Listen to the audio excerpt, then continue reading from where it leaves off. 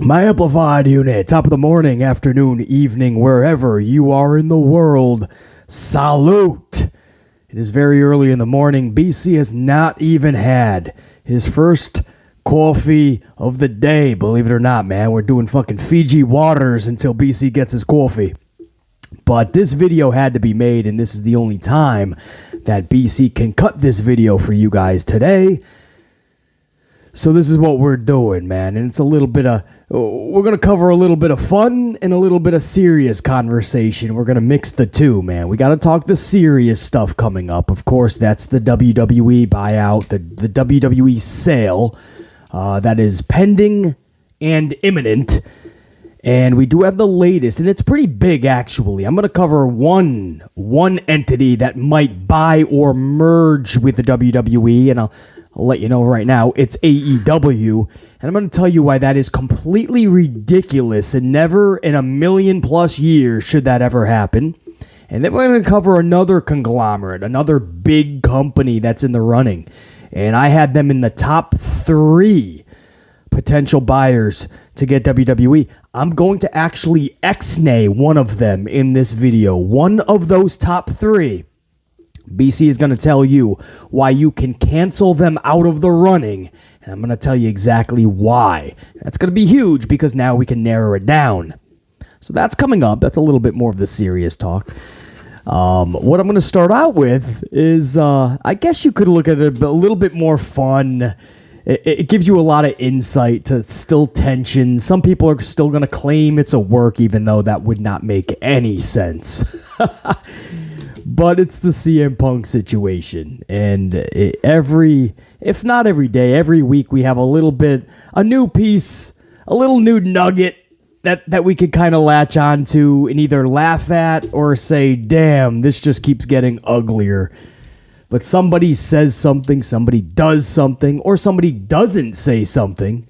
It just makes the story even bigger.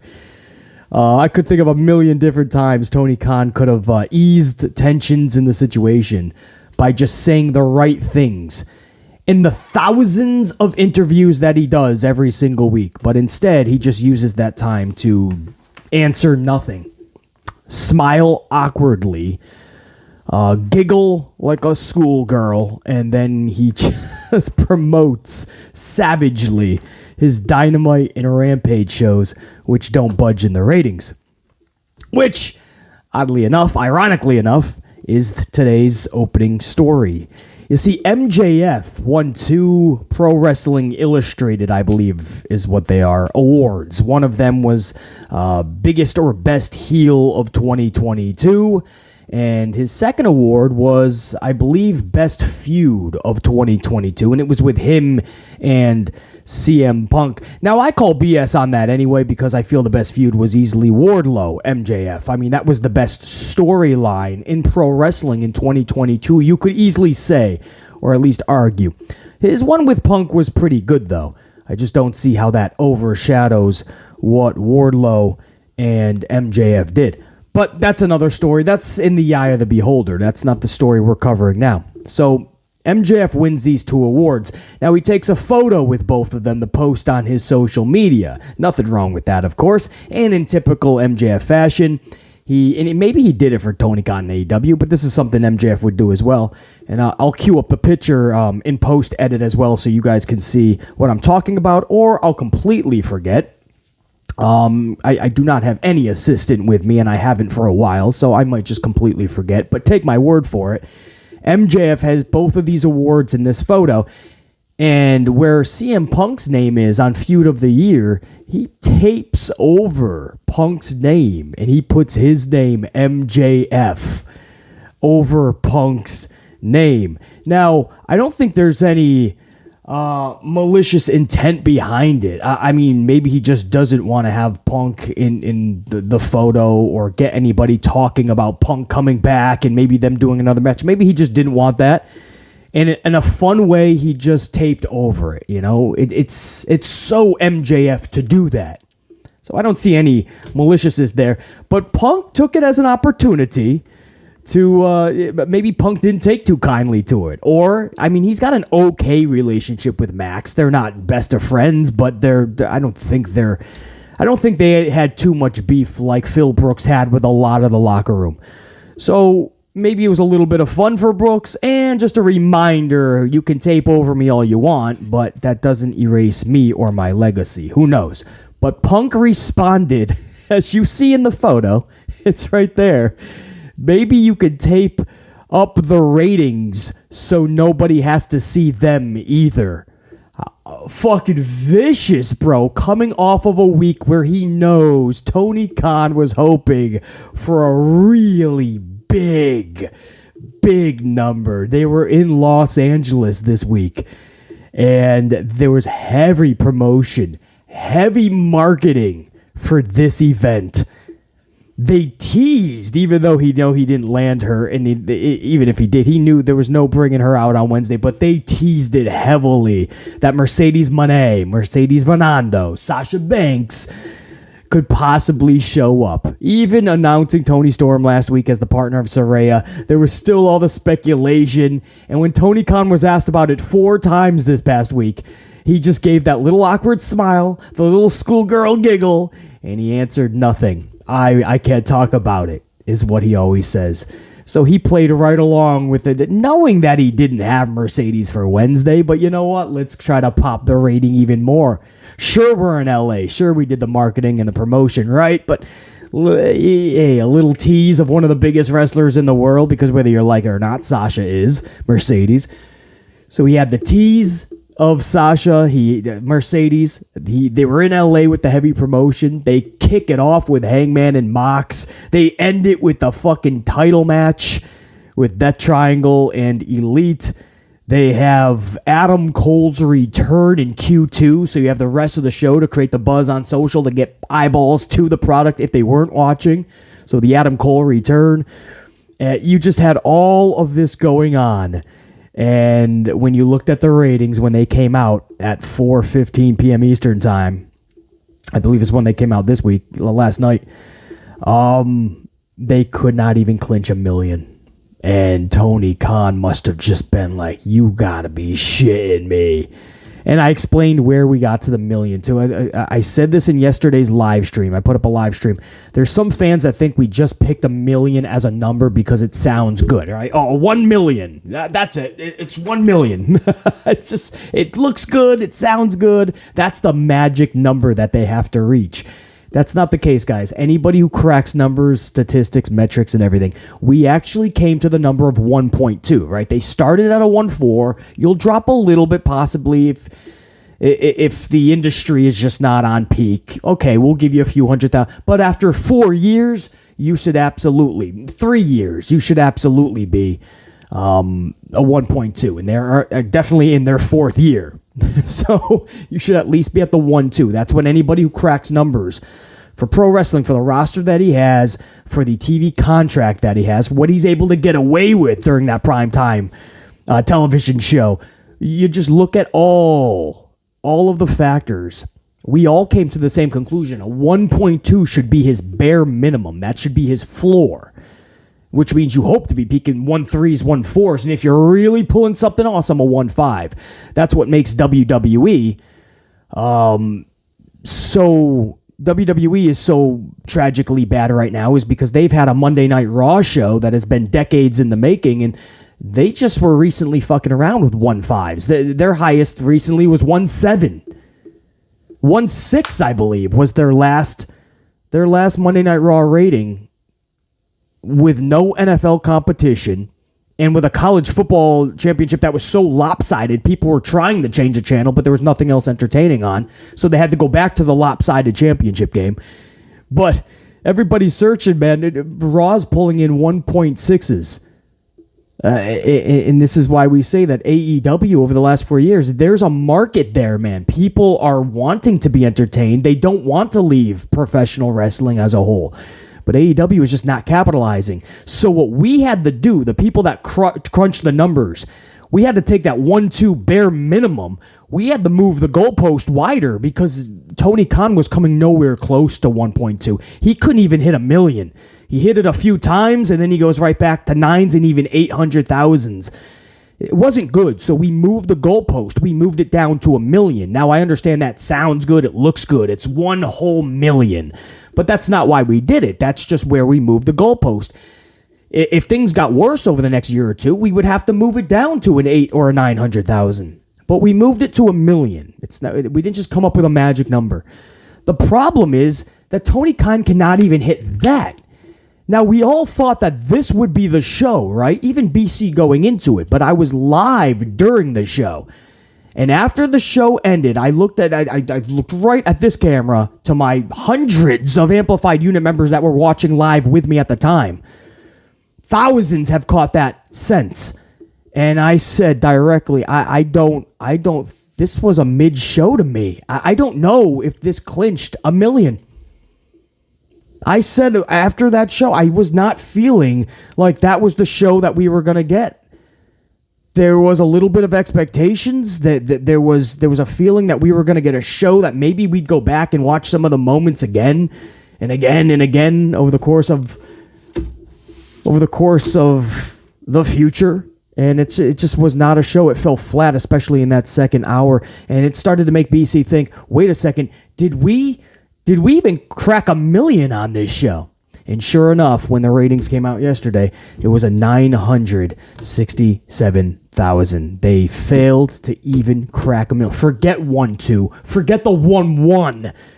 Still, even with a show like that, they can't pull a 1-1 where they did the fucking trickery with the fucking hyping up somebody they knew they weren't going to land or have. They put in the title main event. They have the comeback in Q2 with Adam Cole. They have all the bangers, is what the kids call them, which I fucking cringe and I get nauseous every time I hear the word banger because it's a bunch of fucking clowns saying stupid shit. But they couldn't pull it. And I don't know if it's a coincidence that Punk used that right there when MJF put that fucking tape over it. I don't think it's a coincidence that Punk used the ratings to not just take a shot at MJF, but to fucking drill AEW in the process, because that's what you did. You just fucking said fuck you to the company. Your ratings are shit. Now, another layer of this, guys, I want to say is Adam Page. I don't think I don't think at all that this is a coincidence, I should say. I think this is strategic by Punk that it was on Adam Cole's return. It's a return match to AEW. Adam Cole, guys, my bad. And now there's going to be a bunch of Adams again. Adam Page, not Adam Cole. No beef there with Punk.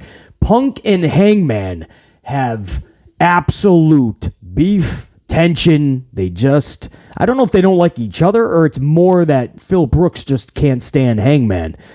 That's what it seems more like. I don't think Hangman cares for Brooks, but I don't think there's that type of animosity. I think Brooks has it more with Hangman. But I don't think it's a coincidence that Hangman returns Wednesday night, his first match back against Mox, kicking the show off. That's where you want to fucking grab everybody's attention, make them put the remote down, and pop the rating that's going to set the tone for the night. I don't think it's coincidence at all that Punk talked about the ratings being in the shitter, responding to MJF when Hangman returned to the show, and he was the ratings. He was the one setting the tone in the first match with Mox.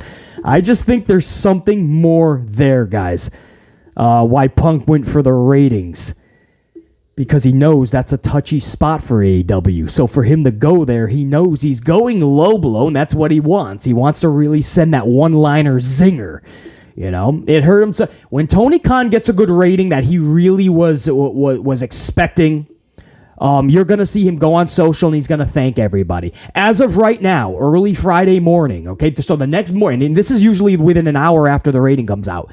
It's Friday morning. This dude thanked nobody. And instead, you know what he did after ratings? He thanked. I'll tell you exactly. Give me 1 second. I'm going to tell you exactly who he thanked, because it was not AEW's audience. It was not AEW Dynamite or anybody in attendance for LA or anybody watching. Instead, Tony Khan thanked, and I'm putting it up right now, man, just to make sure, because this was a half an hour ago when I last checked, just for you guys. But This is who he last. Thank you very much to all of Fulham FC supporters, and a huge thanks to all of you FFC supporters at the Cottage tonight. And the huge thanks to Marco, the Fulham squad, and the whole club staff. Congratulations, all of you, for tonight's great derby win at home. Come on, Fulham. So he is talking about a completely different sport. He has nothing to say about AEW after the rating came out. His last thing about AEW was during the show. AEW and This Is Awesome chants from LA live right now on Wednesday. Tune in now on TBS. He's still trying to promote it during the show. And he did not thank anybody. So that goes to tell you that Punk knows this is a soft spot. Punk knows that was not the rating that they thought they were going to get it in LA with the card that they put together, the tease with Sasha.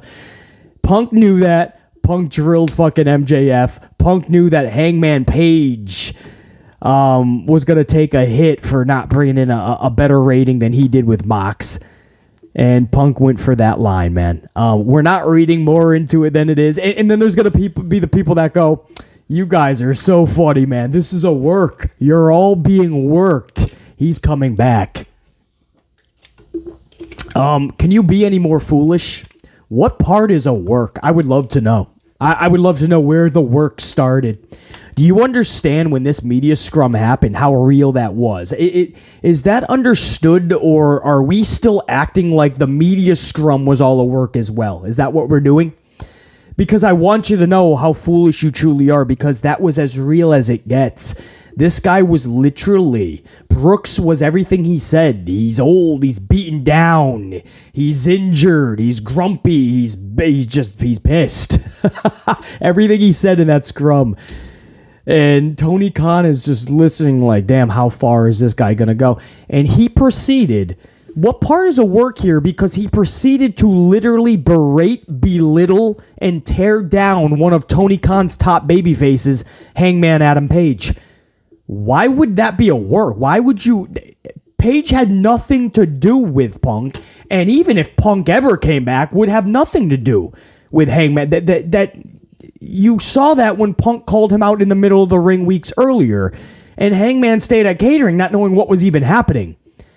Over the course of several weeks, culminating at that media scrum, and ever since too, a couple of zingers as well, Punk has literally torn down one of Tony Khan's top babyfaces, Hangman Adam Page. I don't know why you think that would be a work. In the process, they staged this big brawl with the Elite, and the Elite had to get suspended publicly. Tony Khan had to tell everybody that. They went away, admitted they don't even know when they're able to come back or nothing. So you lose CM Punk, and Tony Khan thought it would be brilliant to also lose the Elite for a fun storyline that even if Punk ever came back, we can't ever tell anybody it was a storyline. That makes no sense at all. Jericho would go fucking public and say, this guy was the problem with the locker room. So many people would back Jericho up and say, yeah, this dude was not what he marketed himself to be when he first got to AEW. Some people like FTR said, no, he took us out to dinner. He treated us fine. But I don't understand what all of this would be a work for what? What's the work? Punk comes back and does what? I'm trying to figure out the work. Punk comes back and says, gotcha. It was a work. Oh, did I get you? Okay, well, you just ruined your own work. Number two, what would be the way you tore down one of the top baby faces? The Elite was gone for fucking a couple of months off TV at the same time that Punk is off TV. That's not really smart, Tony. And Punk comes back to who? Fight the Elite with FTR?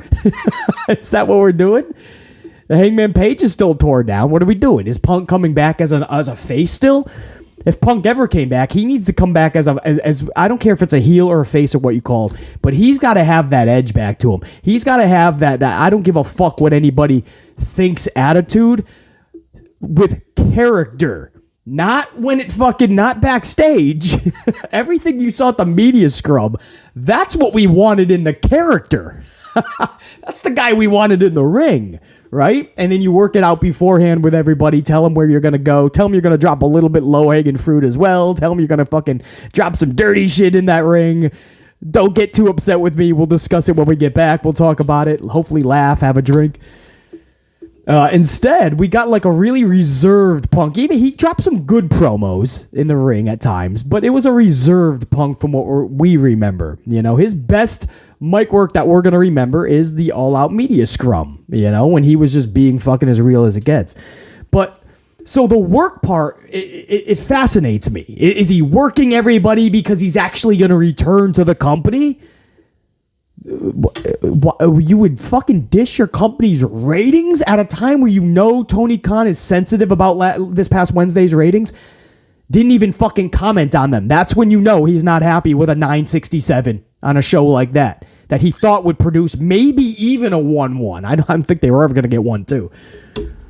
But to only gain within maybe 100,000 extra viewers and not even clinch a mill. And this was just a little bit of fun back and forth with MJF. And he's coming back anyway. I don't see how this could even possibly, feasibly register as a work. I think this is fans just being wrestling fans, thinking everything is a work.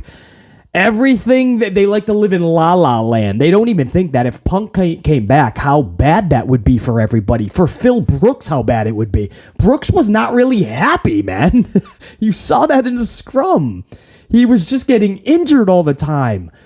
Right? Father Time caught up to him quick and said, you just don't have it in the ring anymore. Wrestling-wise, he was getting injured all the time. 2 big injuries. But he claims he always had the nagging injuries. And he didn't even wrestle that much. Handful of times. 1 year, 2 major injuries, nagging injuries. His body was breaking down. And he wasn't that good in the ring, guys. You remember the match with Hangman?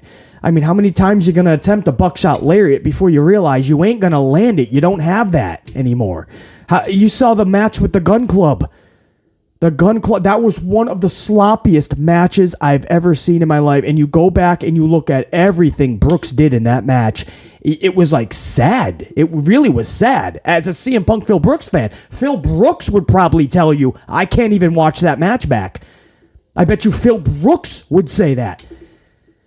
It was just several matches, guys. It was booking. It wasn't even just Punk. It was booking botches, like having him in the ring with Lee Moriarty for 10 fucking minutes. That's smart. CM Punk cannot beat Lee Moriarty. BC, he wanted to come back to help the kids. That's fine. You got to think of a better way. You can't just be in the ring with Lee Moriarty for 10 minutes.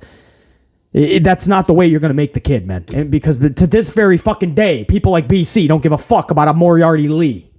Lee Moriarty. We don't, bro. That did nothing. It just made Brooks look weak. So even booking-wise, it didn't work.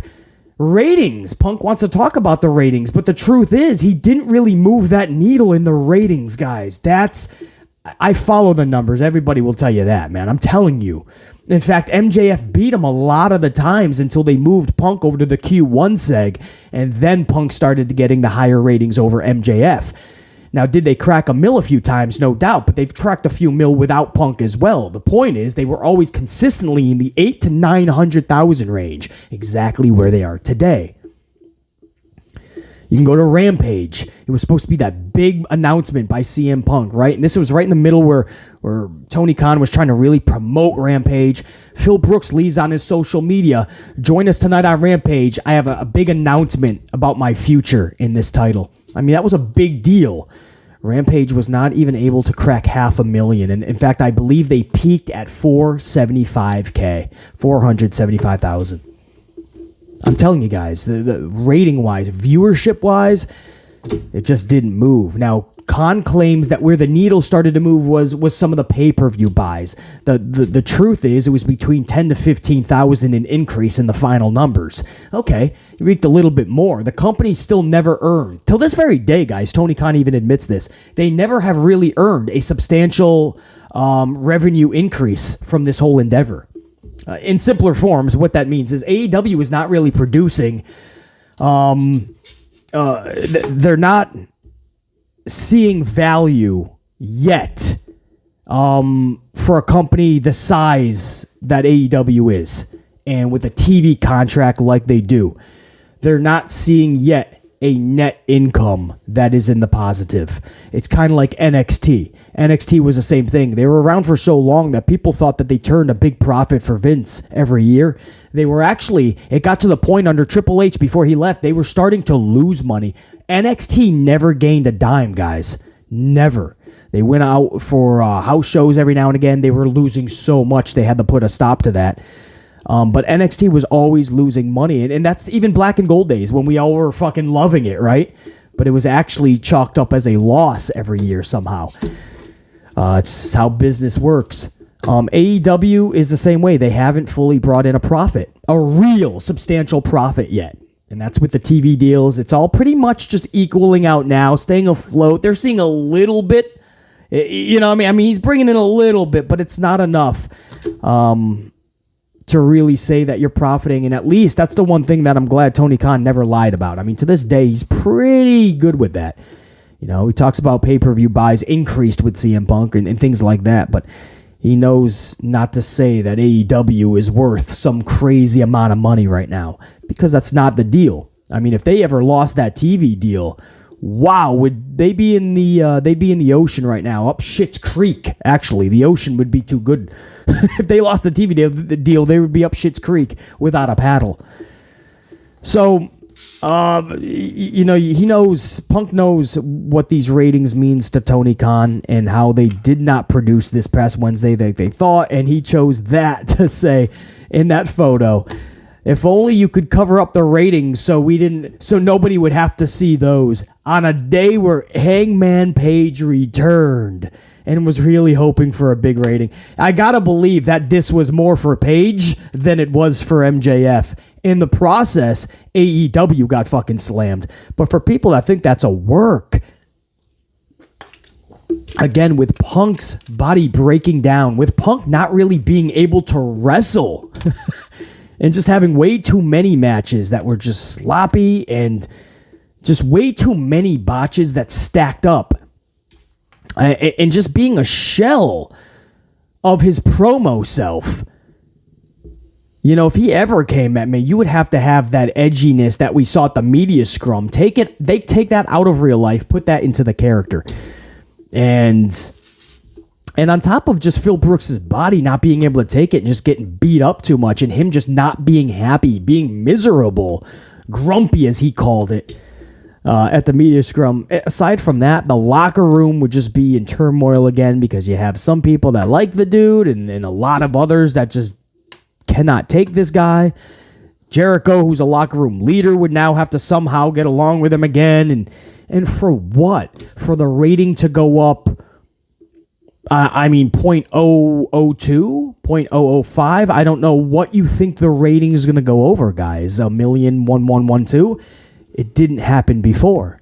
I don't understand what this would all be a work for. They would just be working themselves when it's all said and done. You think you're pulling the wool over everybody's eyes. You just worked yourself. Punk caught so much flack for that whole thing. The Elite have to leave with Punk for a couple of months in their suspension. That makes no business sense at all. Hangman Page, one of your top baby faces, gets dragged with no fucking outcome for it. There was no culminating moment storyline-wise. There wasn't at the time before Punk even got injured. So, I don't understand. I don't understand what Punk coming back to AEW, how that would be anything meaningful for anybody. It would not make Punk any more happier. It would not make fucking Punk a better wrestler. It would not make fucking the Elite and Punk and Hangman situation look better. It would not help Tony Khan and Chris Jericho where they're trying to lead AEW. That's not shade to anybody. I don't know how this would help CM Punk or AEW if he ever returned. A work for what? Who's being worked? Dude covered his name on a public post, and Punk caught it and said, if only you could cover the ratings so nobody has to see those. I think it's a diss to Hangman.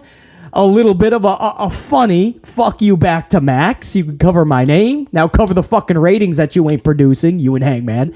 And a little bit of a reminder to AEW, you ain't pulling shit any better than when I was there. It may have been equal, but you ain't doing any better without me either. I think this was just Punk being in one of his moments and moods and sending a little zinger back to MJF and rocking AEW at a time where Tony Khan really was feeling sentimental, real up in his feelings with that rating. So that's the CM Punk talk.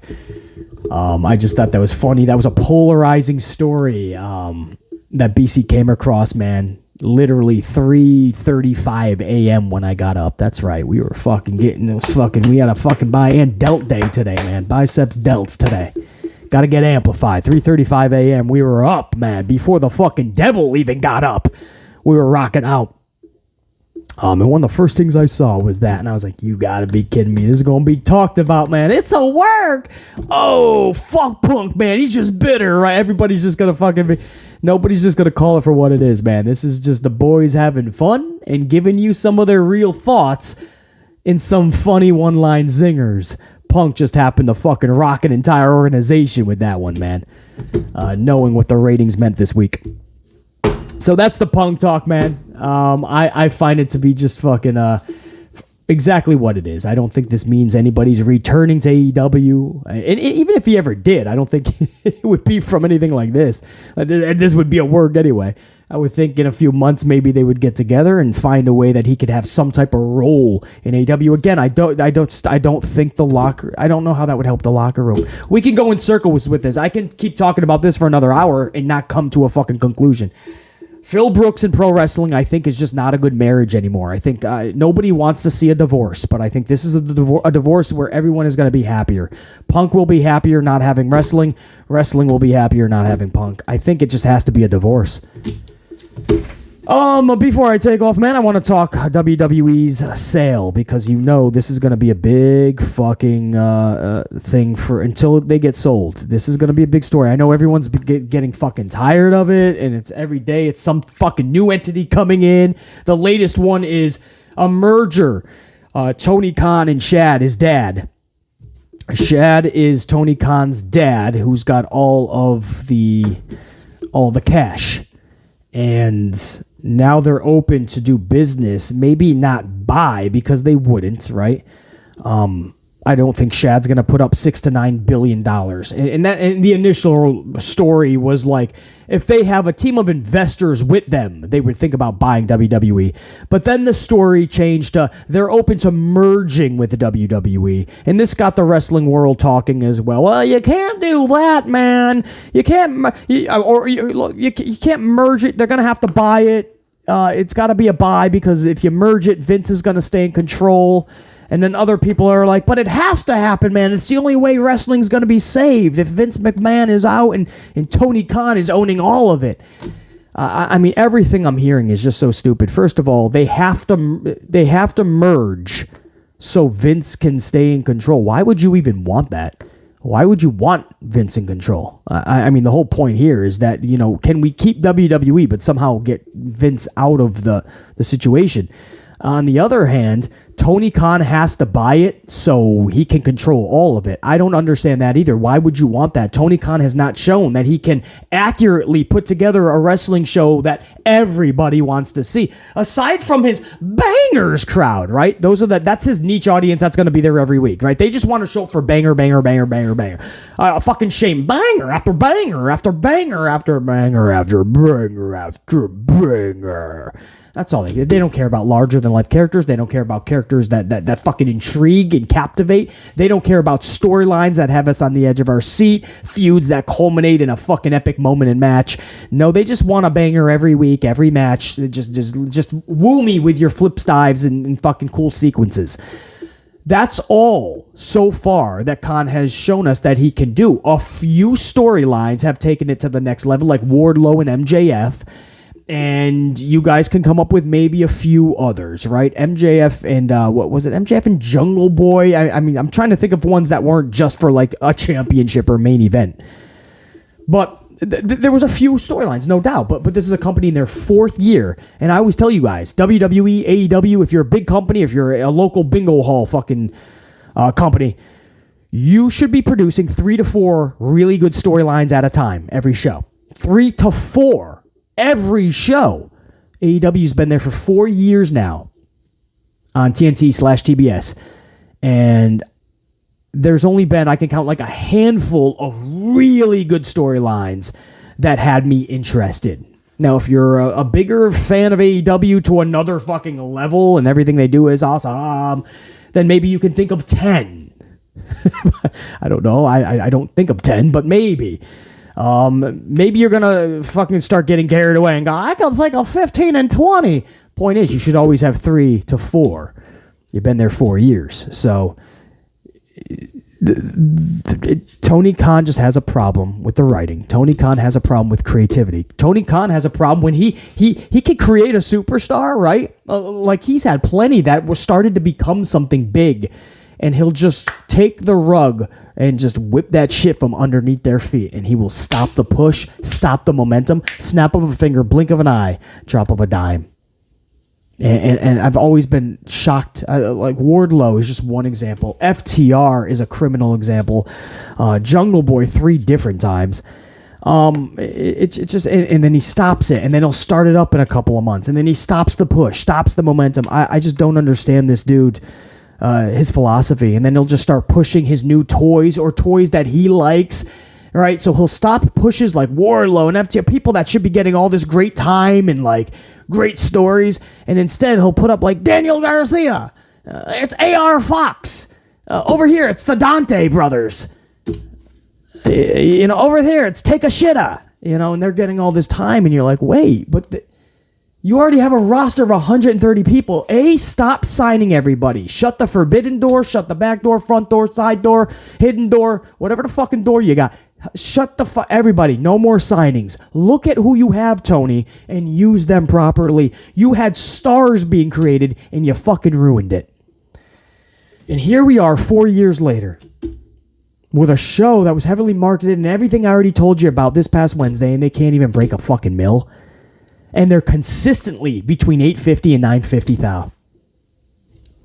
There's no reason for that, man. There's no reason. After we all any reputable person that knows the numbers, we said 1.2 is your floor. Why are you not even anywhere near 1.2 4 years later? With the roster you have, the TV contract you have, what you get away with, what you're accepting to do. Because Tony Khan is open to all this shit. He just doesn't utilize it, or not correctly. There's no reason he shouldn't be pulling the 1.2s. Instead, we're fucking pleading for them to try to get to 1 million. And this is what this motherfucker does. And people want him to buy WWE with Chad's money or merge. Why, man? Let him find his way with AEW. Let AEW actually start to captivate everybody's attention. Let them become bigger. They have not grown that much in 4 fucking years. They started out a 1.4 in the fucking rating. They can't even clinch 1 million after 4 years. It ain't good. Stop lying. So Tony Khan buying WWE is not the answer, guys. WWE buying WCW actually ruined the fucking wrestling business. It's still fucking reeling from the effects. Monopolizing does not fucking solve all the problems. Vince's WWF, when he monopolized and he got all the territories, that helped Vince tremendously and gave us the WWF that we knew. Yeah, that put so many people out of work. That put fucking people, they didn't know how to put food on their table. It ruined livelihoods. It changed the fucking game for so many in a negative way that were in that business. So you got to think about the talent as well. I don't see how the other big conglomerate monopolizing WWE is going to fucking help. And a merger does nothing because Vince would still have a fucking say. And I just don't think Tony Khan and Triple H are going to fucking work together. Somebody brought up a funny what if yesterday during the stream. And that's if the Jaguars, which are obviously owned by Shad Khan, Tony's father, if the Jaguars win the Super Bowl, usually Triple H sends a WWE championship to that team. Could you imagine if Triple H had to send the title to the guy who kicked his ass in the ratings? Fucking Tony Khan, That's still Tony Khan to this day. That's his badge of honor when it comes to ratings. We beat Triple H's NXT at least when we went head to head. And Triple H has never gotten over that, man. He called them the Piss Ant T-shirt company, and then they turned around and beat him and put him in a hospital bed. I mean, when he was asked about it when he came back, was it Stephen A. Smith in that, or was it Ariel Helwani? It was one of those interviews where he was asked about AEW, and he's like, "Congratulations, you beat our developmental. We're like the college football, and WWE is the NFL." And we're like, "You weren't talking like that back in the day, though, Triple H. You got to be honest, man." So it would be funny if he had to send a title over if the Jaguars win the Super Bowl, man. Would Triple H send him the title? That would be funny. I just don't see them working together, and I don't know how that would be good for business. Guys, the good news is I don't think we have to even think about that. I doubt that's ever going to happen. I doubt Vince would even approve of that, and I don't see Shad with any investors coming up with $6 to $9 billion. Not that Shad can't come up with that kind of cash. He's richer than Vince McMahon, actually.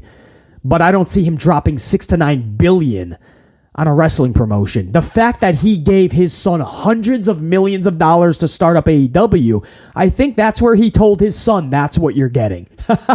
I'll help you a little bit along the way. If you think I'm taking $9 billion, bro, for your fucking side thing here, I'm like, no, bro, I'm not giving you $9 billion of my dollars. And that's why the original story even said they would have to get the right investors. It would become too messy. I don't think that's going to happen.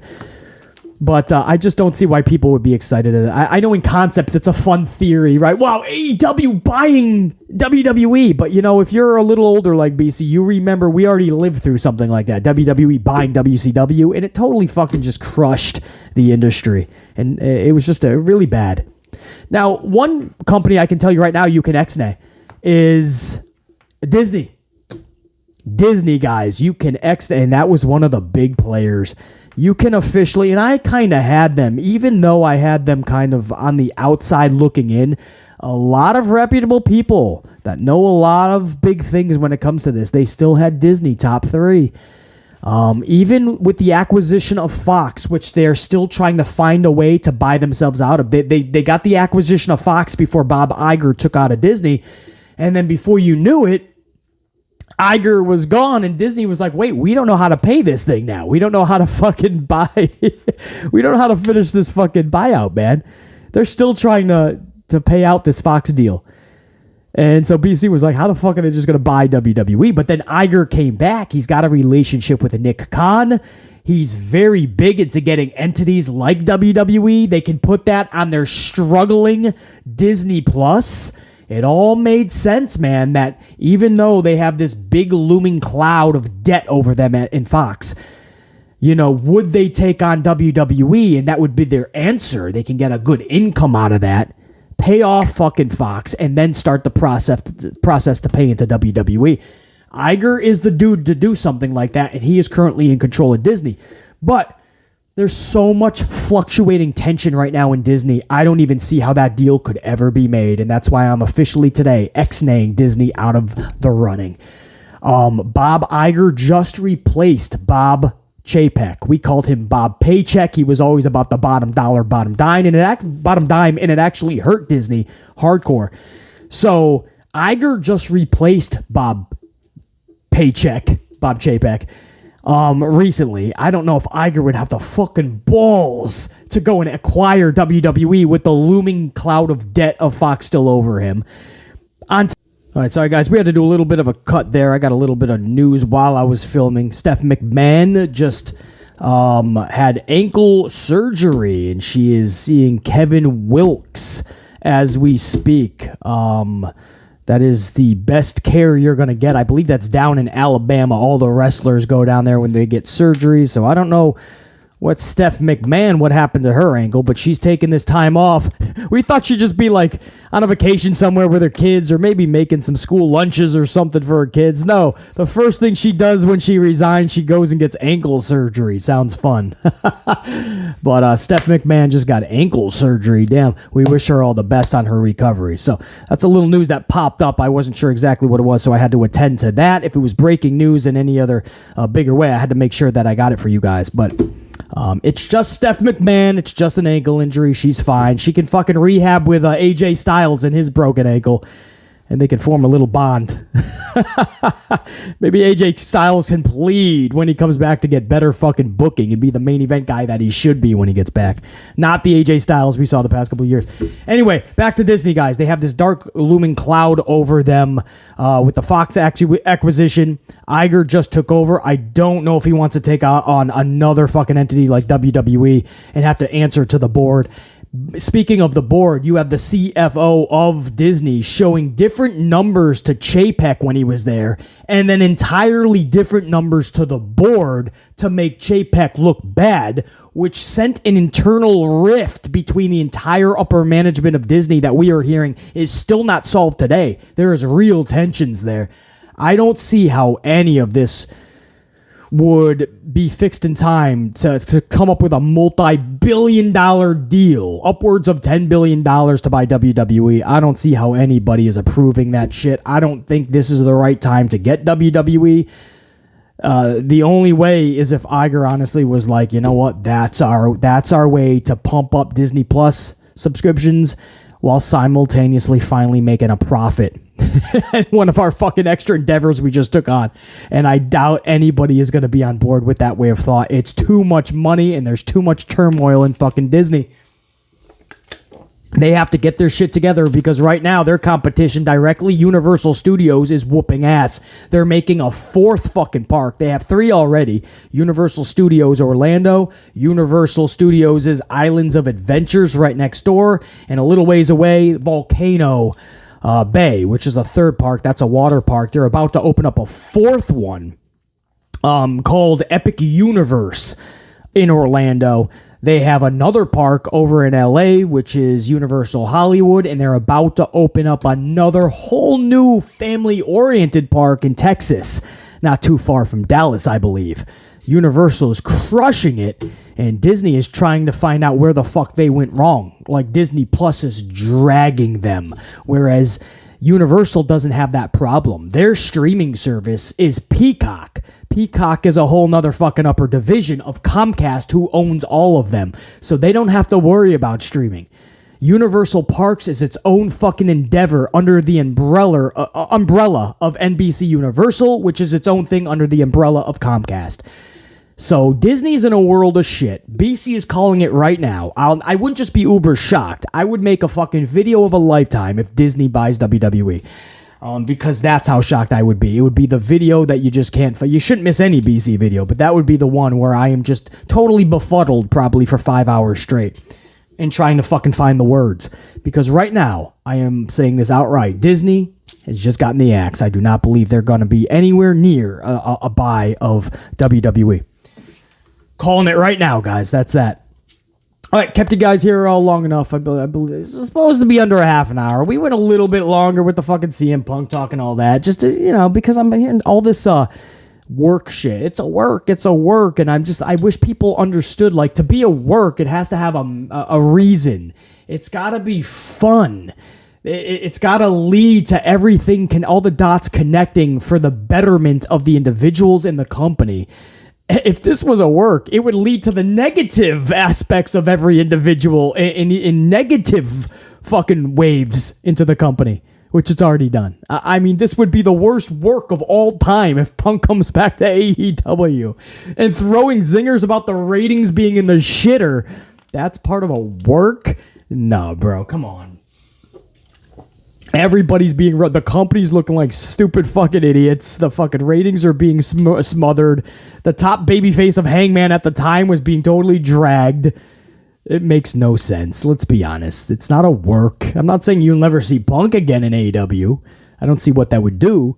But can we just stop saying everything is a work? Everything is not a work. Sometimes a relationship just went awry. Sometimes you just got to have the divorce, go separate ways, and sometimes you're going to throw little zingers at motherfuckers that throw zingers at you. Sometimes it's just going to happen. I think this is just what it was. A little bit of fun between Punk and MJF, but a little bit of shade over to Hangman for sure, and a little bit of a fucking remembrance to AEW. How are your ratings, buddies? Wink. BC Amplified. I'll be with you guys this weekend, obviously, for the SmackDown review. And if any breaking news pops up throughout beforehand, if I can find the time, it'd most likely be audio format only, because I will be out in the world. But BC will, if it's big enough, the story, BC, as always, I'll be there covering it for you guys, man. So, at this moment, we are going to call my gold team to the podium. My gold unit, my members of the channel. We call it the Gold Team Go. Gold Team, please rise up and receive your flowers. BC, top guy, I'm out. Saying check you.